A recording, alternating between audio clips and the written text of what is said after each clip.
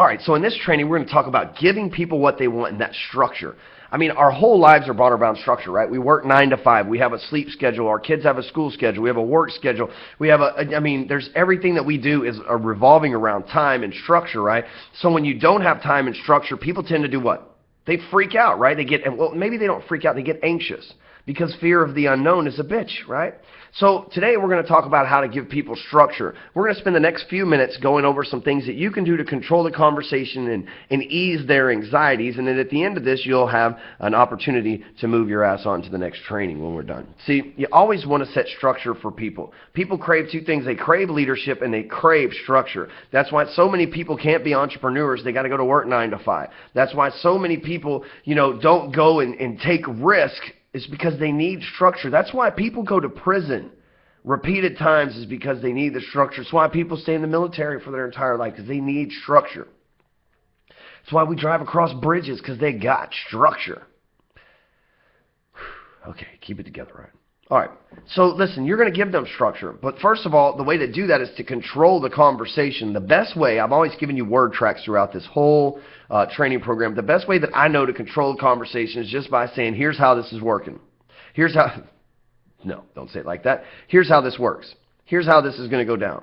Here's how it's going to do. Here's how we do what we do when we do and what we do. Right? So I like to talk South because these people all over the South here, beautiful people that got funny accents. I love it. And I have one too. And so I just embrace it and make fun of it. If I had a northern accent, I'd probably make fun of them. But I don't do a very good impression because I got a southern accent.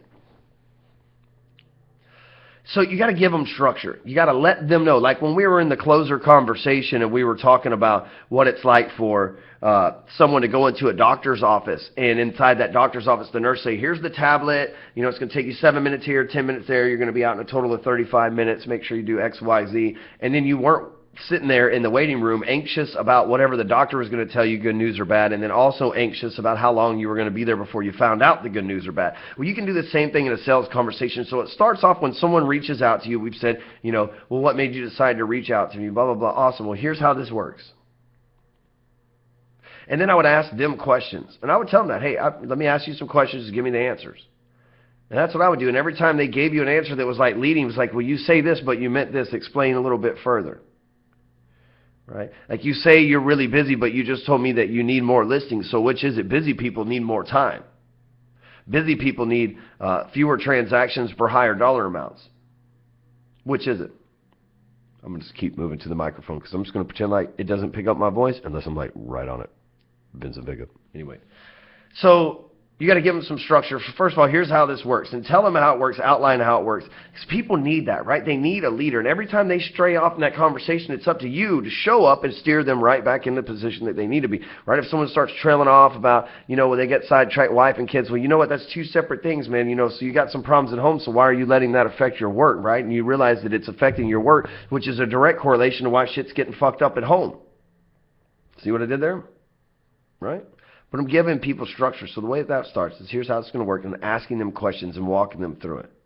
I'd say here's how this works. I'm going to ask you some questions, and at the end of this, after you give me all the questions, then I'll either provide a solution, and you can decide whether we want to work together, or at the end of this, I'll give you my take on everything, and you can make a decision from there, right?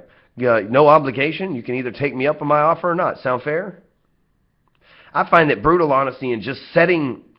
there's so many people out there. I watch this. I'm just going to say this. And this is why structure is so important and setting expectations so important. Because there's so many people out there that are so afraid of losing the sale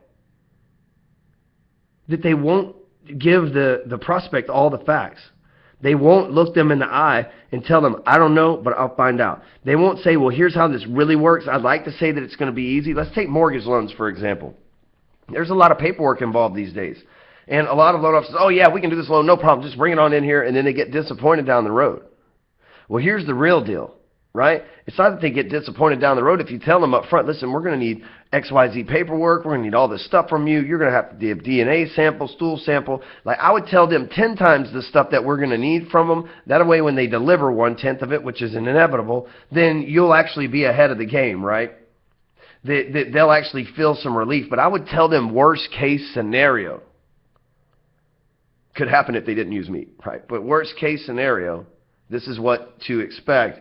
And then anything better than that is obviously a positive. So set that expectation with them. All right, so scoot over to the next module. This one's over with. And congratulations.